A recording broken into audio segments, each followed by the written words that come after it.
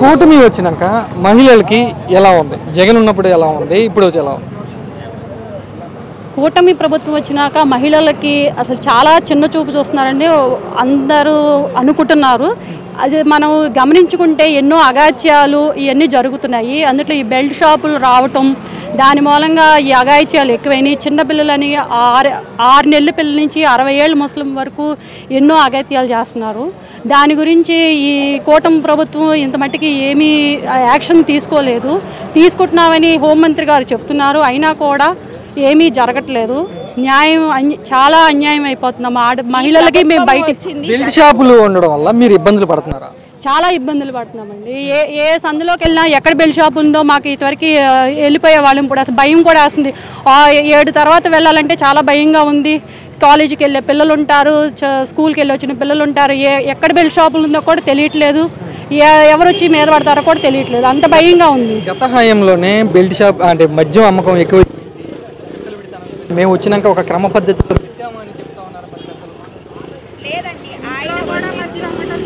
పద్ధత, ఇంట్లో కూడా మద్యం అమ్మటం క్రమ పద్ధత.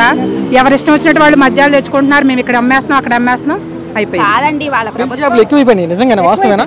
ఎక్కువైపోయినాయి, బాగా ఎక్కువైపోయింది. కాదండి, వాళ్ళ ప్రభుత్వం వచ్చిందే జగన్ని సాధించడానికి వచ్చినట్లా ఉంది, కానీ వీళ్ళు ప్రభుత్వం ప్రజలను పరిపాలించడానికి వచ్చినట్టు లేదు. జగన్ మీద కక్ష తీర్చుకోవడానికే వచ్చినట్టు. ఎందుకంటే చూస్తున్నాం కదండి మనం, ఇప్పటి వరకు అందరినీ చూస్తున్నాం కదండి, ఎంతమందిని అరెస్ట్ చేస్తున్నారు. వాళ్ళు కేవలం ప్రజల పరిపాలించడానికి రాలేదు, కేవలం కక్ష సాధించడం కోసమే వచ్చారు. కేసులు పెడతారు, అరెస్టులు జరుగుతున్నాయి. జనాలు ఏమనుకుంటున్నారు? కక్ష సాధింపు అనుకుంటున్నారా, లేదా తప్పు చేసిన వాళ్ళని వైసీపీ జైల్లో పెడతారు అనుకుంటున్నారా? అంతే కదండి, జైల్లో పెడతానికే కదా వాళ్ళు కక్ష సాధింపే. ఇది అంతా పాలన నడుస్తుంది కానీ ఇది ప్రజాపాలన అయితే కాదు. ఓన్లీ రెడ్ బుక్ పాలన నడుస్తుంది ఇక్కడ. ఎక్కడైనా కానీ వైఎస్ఆర్సీపీ వాళ్ళని టార్గెట్ చేసి వాళ్ళని నాయకుల్ని ఎవరైతే బాగా ఇదిగా ఉండే నాయకుల్ని టార్గెట్ చేసి జైల్లో పంపిస్తున్నారు. వాళ్ళ మీద లేనిపోయిన కేసులు పెట్టి వాళ్ళని ఎన్నో కేసుల్లో ఇరికిచ్చి వాళ్ళ ఫ్యామిలీని ఎంతో మనోవేదన గురి చేసి చేస్తున్నారు. ఇది మంచి పద్ధతి కాదు. ఇకనైనా మార్చుకుంటే మీరు మనుగడ ఉంటుంది. ఆఫ్టర్ 2000 నెక్స్ట్ ఎన్నికల్లో అప్పుడు మేము చూపిస్తాం, మేమేంటో మా పవర్ ఏంటో మేము చూపిస్తాం.